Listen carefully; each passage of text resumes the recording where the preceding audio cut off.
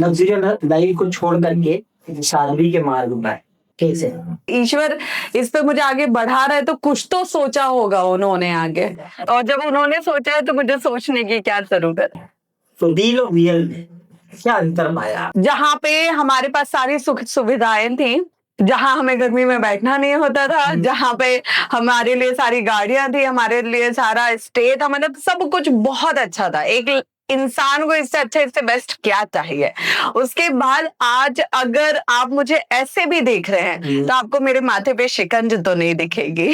दिल में कहीं ना कहीं दुख होगा, दर्द होगा कि जब कुंभ में आप पे कंट्रोवर्शियल होती थी, बहुत सारे साधु संतों के बयान आते थे। कोई बच्चा अगर दूसरी दुनिया छोड़ के अपने धर्म को जानने के लिए आ रहा है तो आप उसके चरित्र पे घात कर रहे हैं, आप उसे चरित्रहीन साबित करने पे तुले हुए हैं, आप उसकी विचारधारा को गलत बोल रहे हैं, आप उसके काम को गलत बोल रहे हैं। जब धर्म की बात आती है वहां पे कुछ विधर्मी भी होते हैं, वो किस वेश में होते हैं ये किसी को पता नहीं चलता।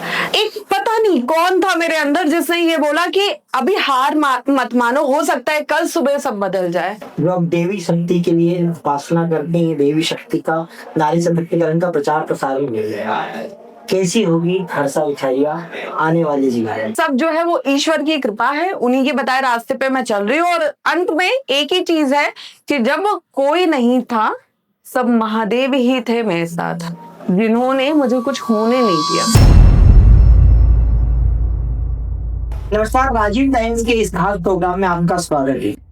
मेरे साथ मौजूद है आज हर्षा विछाइया जी, जो पहले कभी हुआ करते थे एक इन्फ्लुएंसर, एक मॉडल्स, और अब वर्तमान में वो साध्वी हंसा रिजाले से हम बात करेंगे उनके बीते हुए जीवन की, आने वाले जीवन की, जो नारी सशक्तिकरण के लिए धर्म का ध्वज लेकर के इस धरती पर निकली है।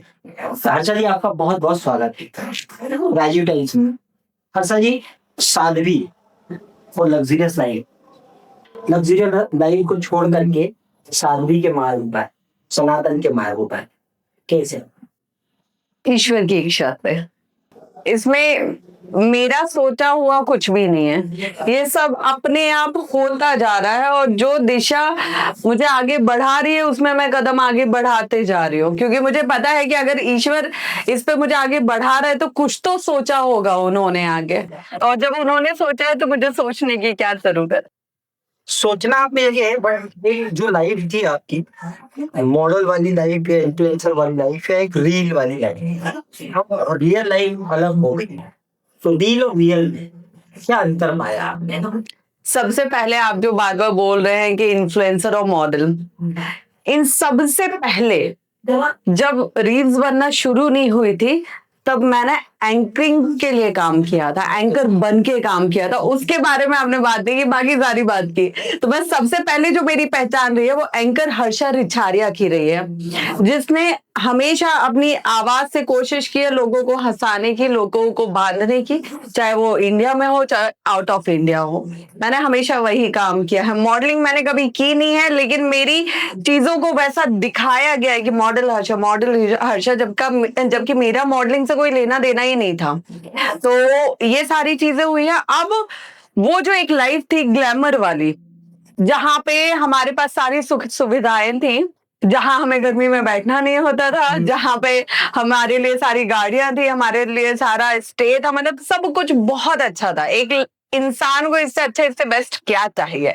उसके बाद आज अगर आप मुझे ऐसे भी देख रहे हैं तो आपको मेरे माथे पे शिकंज तो नहीं दिखेगी। शिकंज तो उस समय भी नहीं थी जब आप कुंभ में पेशवी में चल रहे थे, तब भी शिकंज नहीं थी जी। वर्तमान में आप साध्वी हैं, देवी शक्ति की कथा कर रही हैं, तब भी शिकंज नहीं थी। मगर ये शुरू कहाँ से हुआ?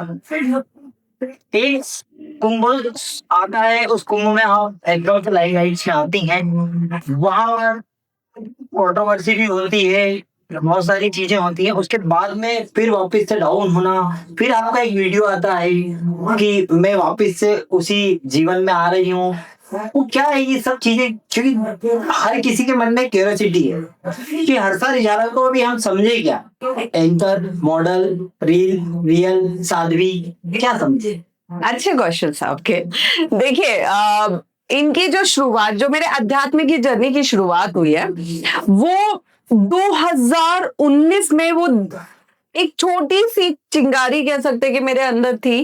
जब मैं एक गुरुकुल में गई, वहां पे मैंने प्राणायाम शुरू किया, योग शुरू किया, और वहां से मुझे एहसास हुआ कि हम जो जी रहे हैं वो कुछ और है, हमारी आत्मा कहीं और से बिलोंग करती है। जब आप योग में अंदर तक, डीप तक जाते हैं। देन 2020 में लॉकडाउन लगा तो अच्छे अच्छे काम धंधे बंद हुए, और उस समय जब हम घर पे रहे तब मुझे माइग्रेन के अटैक स्टार्ट हुए, और माइग्रेन के इतने सीवियर अटैक स्टार्ट हुए जहां पे न्यूरोपैथी में जो हाईएस्ट डोज भी होते, पेन किलर्स भी होते, उन्होंने मुझ पे काम करना बंद कर दिया था। फिर मैं वहां से निकली जब डॉक्टर्स ने ट्रीटमेंट से मना कर दिया भोपाल में। फिर मैं निकली अपने घर वालों को बिना बताए पहली बार, और मैं केदारनाथ जी गई सितंबर 2020 में। केदारनाथ जी की जब मैं चढ़ाई कर रही थी, तब उस वक्त जब हम ट्रैकिंग करते हैं तो उस वक्त मेरे दिमाग में कोई भी विचार नहीं थे, सब कुछ शून्य था। सिर्फ ये था कि पहली बार इतनी बड़ी चढ़ाई कर रहे, पता नहीं कहां तक पहुंचेंगे। लेकिन वो जो शून्य था उसमें सुकून था, कोई दर्द नहीं था। मुझे बहुत सालों बाद ये पता चला कि बिना सर दर्द के जीवन कितना शांति वाला होता है। तो वहां से फिर वो और आगे मैं उस दिशा में बढ़ती गई। फिर उत्तराखंड में ही रहना, पूजा पाठ करना, पंडितों के साथ बैठना, अध्यात्म पे चर्चा करना, संतों से मिलना, और अकेले में बैठ के योग साधना करना। वहां से फिर वो चलता गया। तो आज मैं जिस जगह पे हूँ वहां पे मुझे, मैं सच बताऊं तो मुझे तो बहुत ज्यादा सुकून मिल रहा है। पर दिल में कहीं ना कहीं दुख होगा, दर्द होगा कि जब कुंभ में आप पे कंट्रोवर्शियल होती थी, बहुत सारे साधु संतों के बयान आते थे कि अब नाचने गाने वाले भी संत बन रहे हैं, साधु बन रहे हैं। बहुत सारी मीम्स बने थे, बहुत सारे वीडियोस बने थे। मन में कहीं ना कहीं कोई टीस रह गई है क्या? मन में टीस, देखिए, जो आप कुंभ की बात कर रहे हैं ना, जब मैं शाही रथ पे बैठी थी और सारा कुछ लोगों को मिर्ची लगना शुरू हुई थी, हालांकि उनके पास मिर्ची लगने का कोई भी ठोस वजह नहीं थी, लेकिन जो संत वेद पढ़ के, पुराण पढ़ के, व्यास गादी पे बैठ के ये बताते हैं कि हमारे धर्म में, हमारे सनातन धर्म में महर्षि वाल्मीकि जैसे अंगुली मात जिनको बोलते थे वो हुए, और फिर वो बाद में महर्षि वाल्मीकि बने, उन्होंने रामायण की रचना की। पहले आप मंच पे बैठ के ये उदाहरण देते हैं समाज को, युवाओं को, और मंच से नीचे उतर के आप, कोई बच्चा अगर दूसरी दुनिया छोड़ के अपने धर्म को जानने के लिए आ रहा है तो आप उसके चरित्र पे घात कर रहे हैं, आप उसे चरित्रहीन साबित करने पे तुले हुए हैं, आप उसकी विचारधारा को गलत बोल रहे हैं, आप उसके काम को गलत बोल रहे हैं, आप जो हो सक रहा है वो बोल रहे हैं। और ये वही संत है जो रात के अंधेरे में शक्ति की आराधना करते हैं, शक्ति की पूजा करते हैं कि हे माँ मुझे ये सिद्धि चाहिए, ये तंत्र मंत्र में सिद्ध कर दो, ये शक्ति चाहिए, उस सब के लिए आप पूजा करते हो। और ये वो कुछ संत हैं जो आज भी है। और जब धर्म की बात आती है वहां पे कुछ विधर्मी भी होते हैं, वो किस वेश में होते हैं ये किसी को पता नहीं चलता। तो जो वो पूरा 1 साल गया कुंभ से लेके इस माघ मेले तक, वो मेरा बहुत उतार चढ़ाव का गया था, जब मुझे ये समझ में आना बंद हो गया था कि ये मुझसे चाहते क्या है और मुझे करना क्या चाहिए।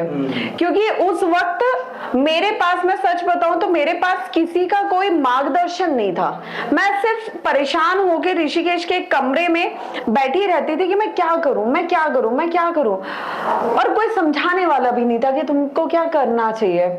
फिर जब बहुत ज्यादा चीजें बढ़ गई, फिर मैं शांत हुई। मैंने उन 365 रातों में कई बार मैंने सुसाइड का सोचा।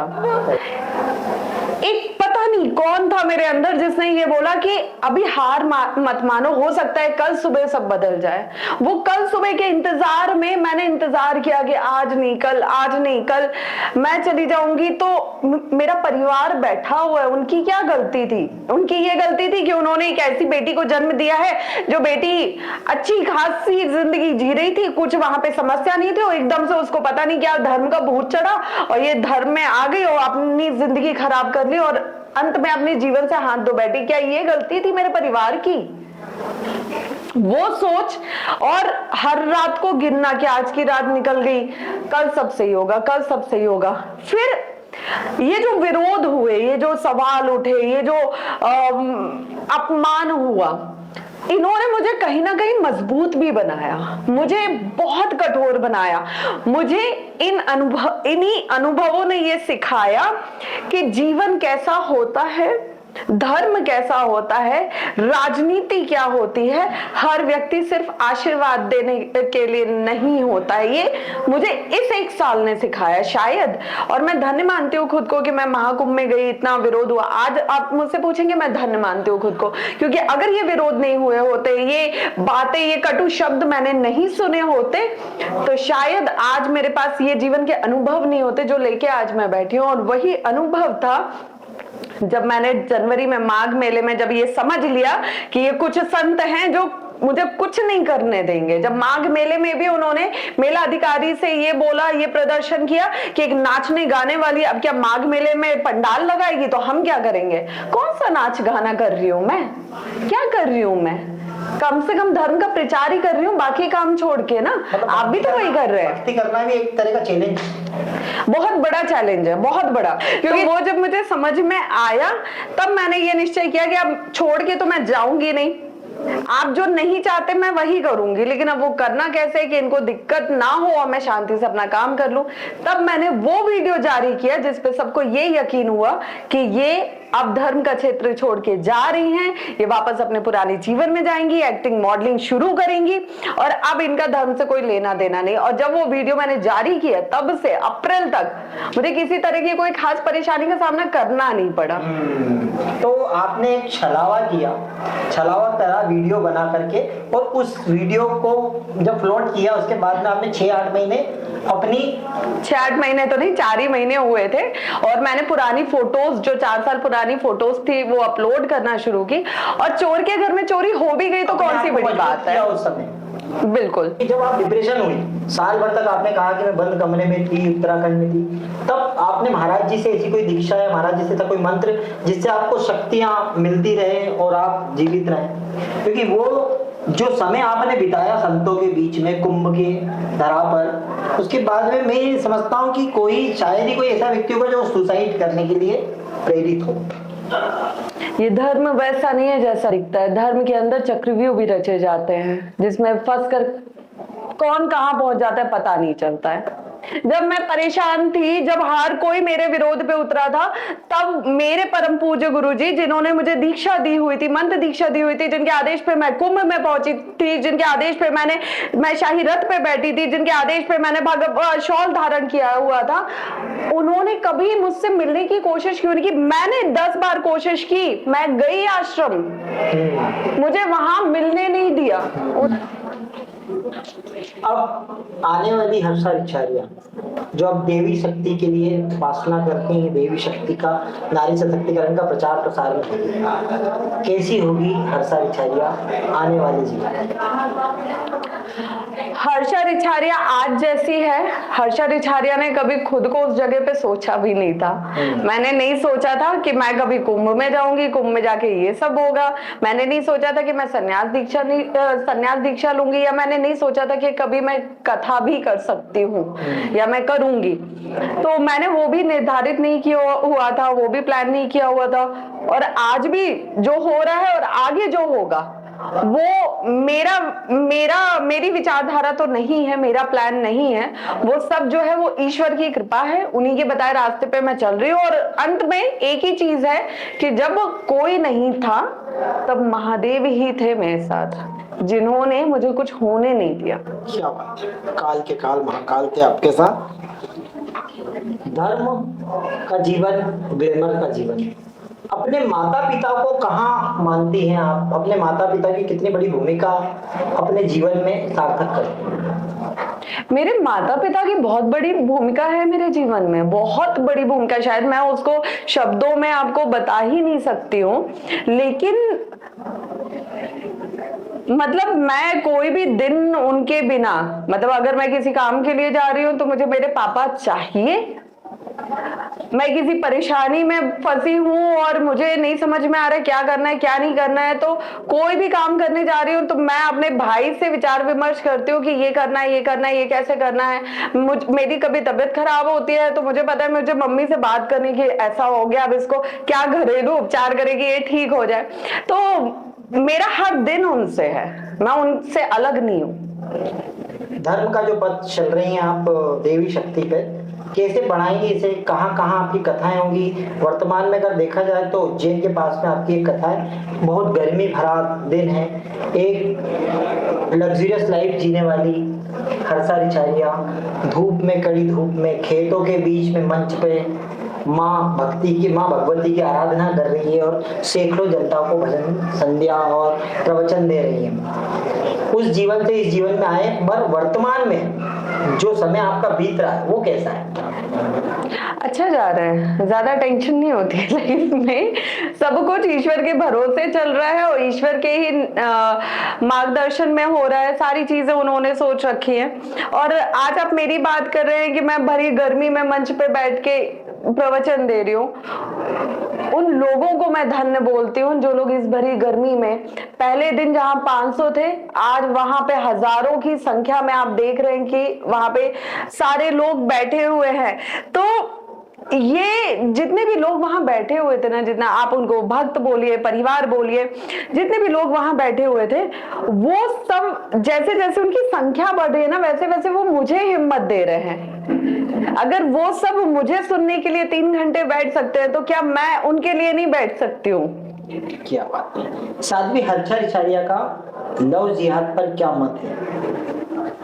देखिए, मैं लव जिहाद और धर्म परिवर्तन के खिलाफ मैंने हमेशा बोला है, हमेशा बोलती रहूंगी, काम करती रहूंगी। और उससे भी पहले मेरा एक निवेदन परिवार से रहता है, क्योंकि अगर हम अपनी बेटियों को अपना इतिहास, अपना गौरवशाली इतिहास बताएंगे कि कैसे हमारे देश के वीर, कैसे हमारे देश के शहीद, कैसे हमारे देश की वीरांगनाएं जिन्होंने देश के लिए अपने प्राण त्यागे हैं, हम उन्हें अपना गौरवशाली इतिहास बताएंगे, अपने ईश्वर के बारे में बताएंगे, अपने धर्म ग्रंथों के बारे में बताएंगे, और हम बचपन से ही उन्हें गर्भ से ही वो शिक्षा देते आएंगे। उन्हें अपनी इज्जत करना मत सिखाओ, उन्हें ईश्वर से जोड़ो, धर्म से जोड़ो, तो वो स्वतः ही आपसे जुड़ते जाएंगे और उसके बाद वो कभी आपके खिलाफ खड़े नहीं हो सकते। आज देखिए, आज धर्म परिवर्तन लव जिहाद होता है तो उसमें 2 तरह से वो काम हो रहा है। एक, जो उनका ब्रेन वॉश करके और फिर उनकी मर्जी से उन्हें ले जाया जा रहा है, परिवार के खिलाफ किया जा रहा है। अब जो बेटी परिवार के खिलाफ खड़ी हुई है उसमें पुलिस भी कुछ नहीं कर सकती, उसमें प्रशासन भी कुछ नहीं कर सकता, क्योंकि बेटी परिवार के खिलाफ बयान दे रही है, उसमें कौन क्या करेगा। तो हमें उन चीजों को अगर रोकना है तो हमें तभी हम रोक पाएंगे जब हम बचपन से उनको संस्कार देते चलेंगे। धर्मनिरपेक्ष बनाने की ये जो एक चलन चल रहा है, ये जो एक काम चल रहा है, ये बहुत ज्यादा गलत है। तो हमें धर्म निरपेक्ष नहीं, हम एक बच्चा पैदा करें, जैसे अभी चल रहा है कि 4 बच्चे पैदा करो, 4 बच्चे पैदा करो, एक पैदा हो लेकिन वो अपने परिवार धर्म के लिए कट्टर हो, ये परिवार की जिम्मेदारी है। बहुत अच्छी बात बताई आपने परिवार को लेकर के। फिर वापस कुंभ पर आते हैं। कुंभ पर 2 ऐसी प्रसिद्धियां मिली और 2 ऐसी इस देश को ऐसी शख्सियत से मुलाकात हुई। एक हर्षा रिचारिया जो साध्वी बतौर उस समय दिखाई दी थी, वही दूसरी ओर एक माला बेचने वाली मोनालिसा जो फिल्म इंडस्ट्री की दुनिया की हो गई। अब वर्तमान में हाल ही में मोनालिसा पर भी बात करें तो केरल में जाकर के वो किसी अन्य धर्म के युवक के साथ शादी करती है, बहुत सारी कंट्रोवर्सी होती है। उस पूरे विषय में आपका क्या मत है? मोनालिसा को कैसा होना चाहिए था? मोनालिसा ने जो कदम उठाया कितना सही कितना गलत? देखिए, मोनालिसा एक ऐसे परिवार से निकल के आई थी जो परिवार पढ़ा लिखा भी नहीं था, उनको सिर्फ इतने से मतलब था कि हमें डेली इतने का सामान बेचना है जिससे हमारा आज का दिन गुजर जाए। वही काम, वही पैसा उनके लिए ईश्वर था। ठीक है, अब जब हमने बच्चे के दिमाग में ये बीज बोया है कि तुमको डेली इतनी मालाएं बेचनी है, इतना पैसा कमा के लाना है, इसी से जिंदगी चलेगी, अब उसको क्या धर्म समझ में आएगा, क्या ईश्वर समझ में आएगा, क्या उसको हिंदू मुसलमान समझ में आएगा। अब इसके बाद उन्होंने शादी की। ये शादी एक सोची समझी प्लानिंग है, षड्यंत्र कहिए आप इसको। वहां पे उनके पिताजी को बिठाया गया और उसके बाद मोनालिसा से मैं उज्जैन में इंदौर एयरपोर्ट पे 3-4 बार मैं उससे मिल चुकी हूँ। तो अब उनके पिताजी को बिठाया गया। उनके जो पिताजी हैं वो बहुत सरल स्वभाव के हैं। अब वो सीधे परिवार से, वो एक छोटे परिवार से, उनको ये राजनीति और ये सब नहीं समझ में आता है, ठीक है।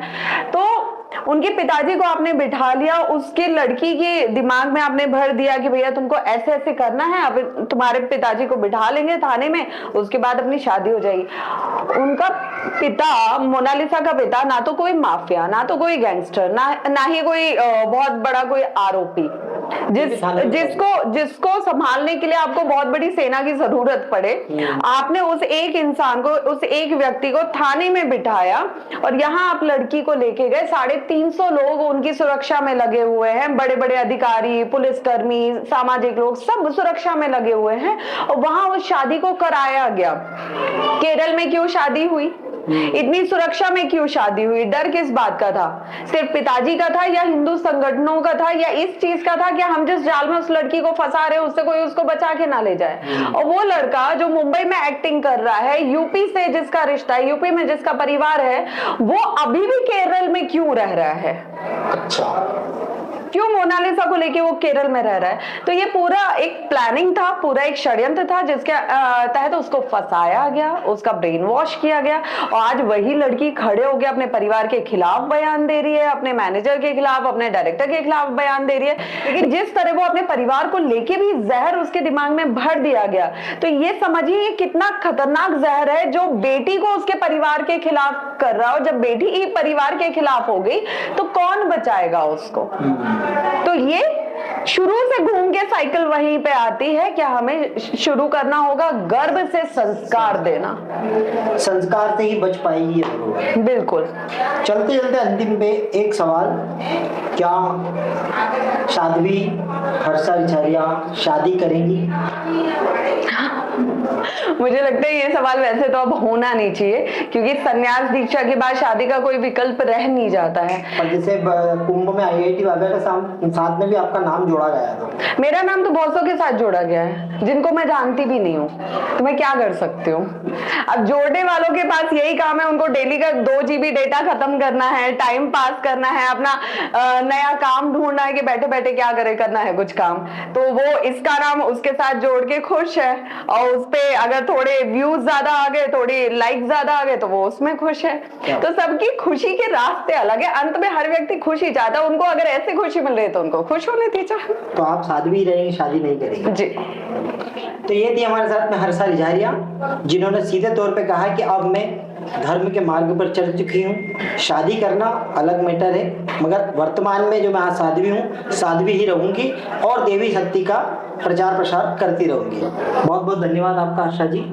जब मुद्दे बढ़ते हैं और सुनवाई कम हो जाती है, जरूरत होती है एक ऐसी आवाज की जो सीधे जनता से जुड़े। अब हर गली हर मोहल्ला बनेगा खबर का हिस्सा, जहां उठेगा हर सवाल जनहित के मुद्दों, बेबाक अंदाज बिना किसी दबाव के, सिर्फ सच और जनता की आवाज। राजीव टाइम्स लेकर आ रहा है एक खास कार्यक्रम, जनता के बीच जनता की बात। हम आ रहे हैं आपके बीच, आपकी आवाज को बुलंद करने। देखना ना भूलें राजीव टाइम्स पर, क्योंकि अब बात होगी जनता के